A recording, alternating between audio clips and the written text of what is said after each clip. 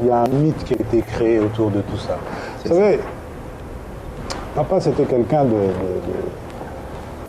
comment dirais-je, c'était quelqu'un qui donnait énormément. C'est quelqu'un qui donnait, et c'est pas quelqu'un qui donnait devant les caméras. Vous voyez? On va se promener avec lui dans n'importe quel coin du Zaïre. Je ne parle pas spécialement de Gbado. Et les souvenirs, j'en ai des centaines. On va se promener dans un coin du Zaïre et sur la route, on va rencontrer quelqu'un qui a le pied gonflé. On va s'arrêter. Il va demander à son médecin personnel qu'est-ce qu'il a. Ouais, ça c'est la réalité. Ça, c'est le pouvoir de proximité. Qu'est-ce qu'il a, cet homme? Ah, et tout le cortège s'arrête. On descend. On demande, le docteur le regarde. Je crois que les docteurs sont encore vivants. Ouais, c'est des choses qui peuvent être facilement vérifiées. Ah, il a tel problème au pied. Beriberi, si mon souvenir était bien. Et la personne avait un pied gonflé. Mais personne ne lui a demandé de faire ça. Qu'est-ce qu'il dit? Arrangez-vous pour envoyer ce brave paysan qui vivait difficilement dans son champ, pour l'envoyer en Afrique du Sud pour être soigné. Pourquoi?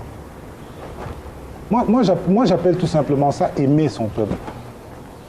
Oui, on a dit aussi que votre père a eu beaucoup d'argent, c'est vrai. Oui. Mais il paraît aussi qu'il y a beaucoup aussi qui lui passaient à travers les mains. De quelle manière? C'est-à-dire il a donné énormément, c'est vrai. Énormément. Mais c'était sa manière de voir. Vous savez, papa, ce n'était pas un homme d'argent, au contraire de ce que beaucoup de gens le croient. Ce n'était pas un homme d'argent du tout. Il ne réfléchissait pas en termes d'argent.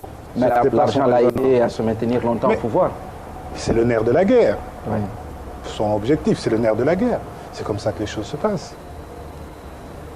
Si on veut même aller plus loin, on a eu la paix pendant des années et des années avec le Rwanda. Écoutez, c'est vrai que les deux hommes, président Mobutu, président Habyarimana, s'entendaient bien, mais nous les aidions. Il n'y a pas de honte à le dire. Nous les aidions. Ça nous a permis d'avoir toutes ces années de paix aussi. C'est pour ça un peu quand on dit la paix n'a pas de prix, c'est dans ce sens-là. Et pas, je n'ai jamais géré la chose publique.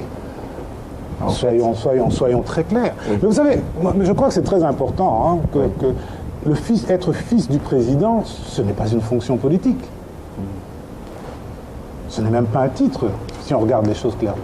Vous n'avez jamais eu de responsabilité politique au niveau de la nation? Responsabilité politique au niveau de la nation. Que ça soit dans le privé, que ça soit dans... Aucun. Et sur le plan économique, vous n'êtes pas responsable d'un ou de l'autre crime économique au pays? Comme quoi? Je ne vois pas.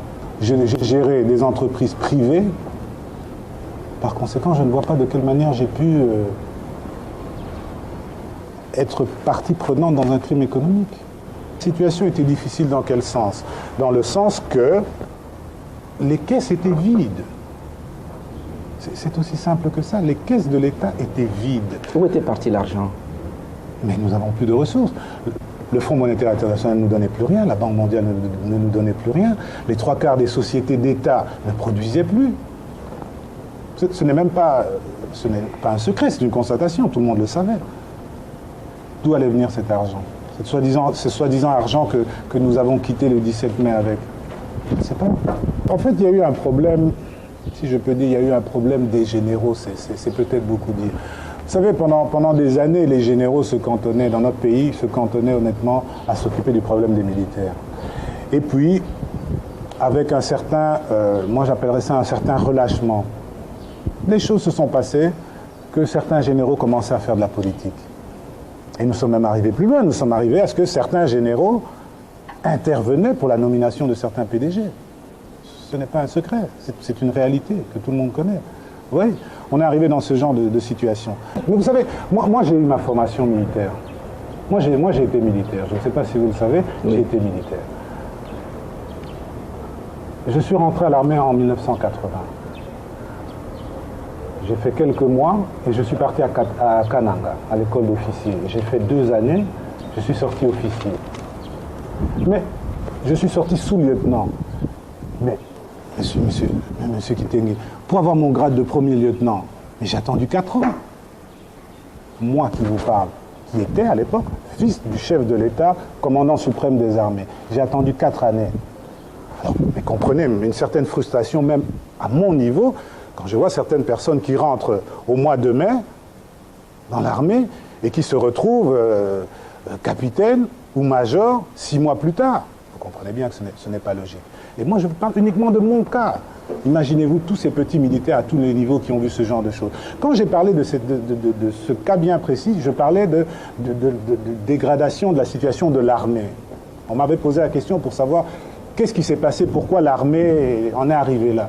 Et moi, j'ai évalué que ça a commencé à la création de la guerre civile. Il faut parler des choses comme elles sont. Il s'est retiré à Gbadolité. Qui était avec lui à Gbadolité?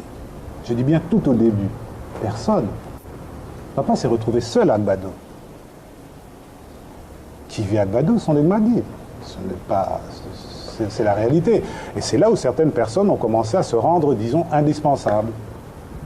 C'est aussi simple que ça. Moi, je pars du principe, c'est que une personne est innocente jusqu'à ce qu'on prouve sa culpabilité. Parce que si on doit commencer à juger par la radio-trottoir ou par les on-dit, écoutez, vous savez, ce n'est pas facile. Ce n'est pas facile. Moi qui vous parle, on m'a accusé de tous les maux d'Israël aussi. Mais je dis, mais écoutez, prouvez-le. Il ne faut pas seulement dire que vous avez entendu quelqu'un m'a dit que... Vous savez, vous connaissez notre peuple, hein, les gens aiment beaucoup parler dans ce sens-là, mais il faut quand même qu'à un moment donné, on parle de choses réelles. Mais attention, je ne suis pas en train d'essayer de dire qu'il n'y a pas des gens qui sont coupables de crimes économiques ou politiques. Si, je suis certain qu'il y en a. Donc, le retour... Mais est-ce mon rôle de les juger? Non.